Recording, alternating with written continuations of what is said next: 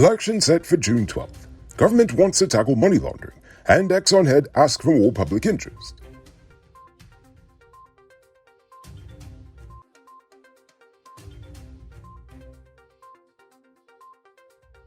I am Rico Beaufort, and this is Uncut News. Do you see news happening? Send us a tip on WhatsApp at 592-659-6151.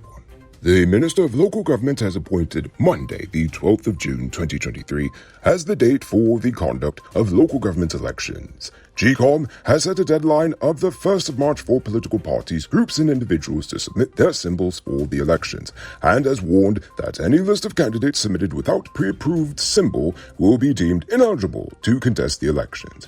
Over $1 billion has been allocated to GCOM in this year's budget for the holding of the elections. The Finance Minister has announced that the government is working to amend laws and regulations that are preventing local banks from issuing more loans as the private sector struggles to access finances. The government is looking to accept different forms of collateral, such as ironclad contracts of major corporations and companies' receivables, and is in talks with the local banking sector to make this happen. This comes after private sector players have consistently spoken out against the challenges in accessing finance locally. On a related note, Attorney General Anil Nandlall met with a delegation from the Regional Security System Asset Recovery Unit to discuss extending their expertise to Guyana's AML-CFT structure, including training, capacity building, and guidance in investigating, detecting, and prosecuting anti-money laundering and countering the financing of terrorism-type offenses. The Attorney General requested the RSSARU to assist with certain high-profile ongoing investigations of money laundering in Guyana. Guyana is a member of the RSS and part of the RN Carib 8-member steering group.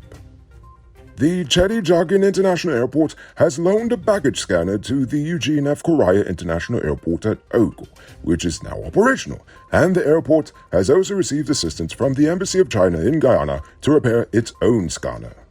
On Thursday, Ryan Williams, a 22-year-old gold miner from Baidarabo village in the Essequibo River, was brutally beaten during an argument, and 2 of his 3 attackers have since been arrested. Williams was air-dashed to the Georgetown Public Hospital for emergency medical treatment and is in critical condition, while efforts are underway to arrest the 3rd suspect. However, he was not alone in his medevac. Yesterday, a motorcycle carrying 23-year-old Felicia Lewis and 26-year-old David Huggins collided with a car at 4th Avenue and 5th Street in Baltica.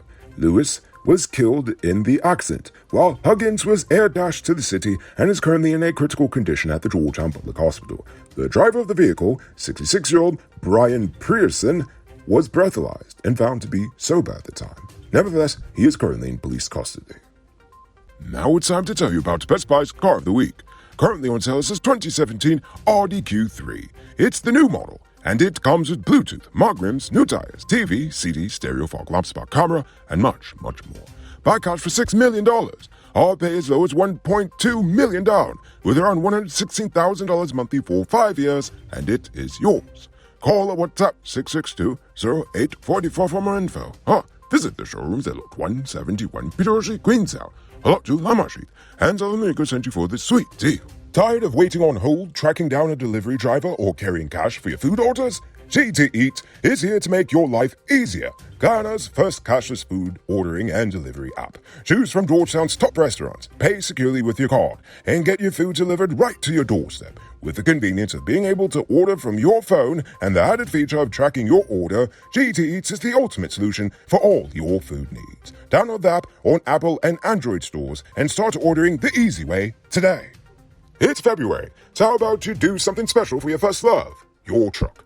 Powered Automotive stocks a huge range of parts from the best brands in the business. Show your truck some love today. Visit them at Lot 491 EE Eccles, or call or WhatsApp them on telephone number 697-0171. Save big on truck parts at Powered Automotive, the #1 heavy-duty truck parts store in Guyana. On Thursday evening, a 40-year-old woman, Zina Haripol, was allegedly burned by her husband, Edward Suku, during an argument at their home in Berbice. Haripol sustained burns to her back and face, and their son was also injured while trying to help her. The couple was taken to the hospital, and their son was treated for minor burns and discharged. It is believed that the couple had frequent arguments in which Suku would abuse the woman. The family of Babita Sarju is finally receiving justice.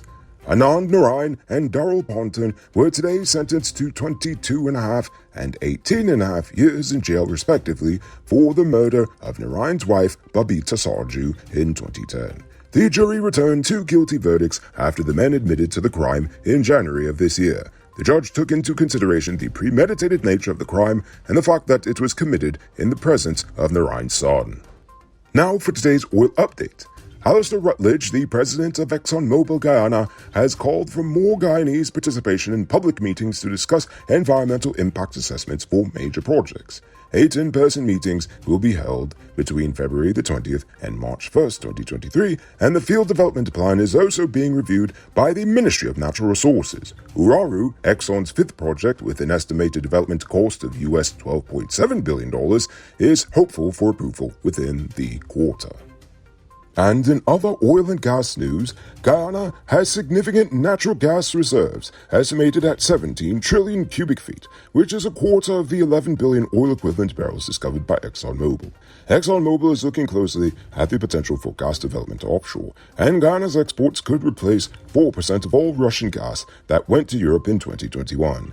The nation's lone gas project in the pipeline is the Gas-to-Energy project in Wales, which will utilize associated Liza gas for domestic use. You can multiply your cash by selling Digicel Top-Up.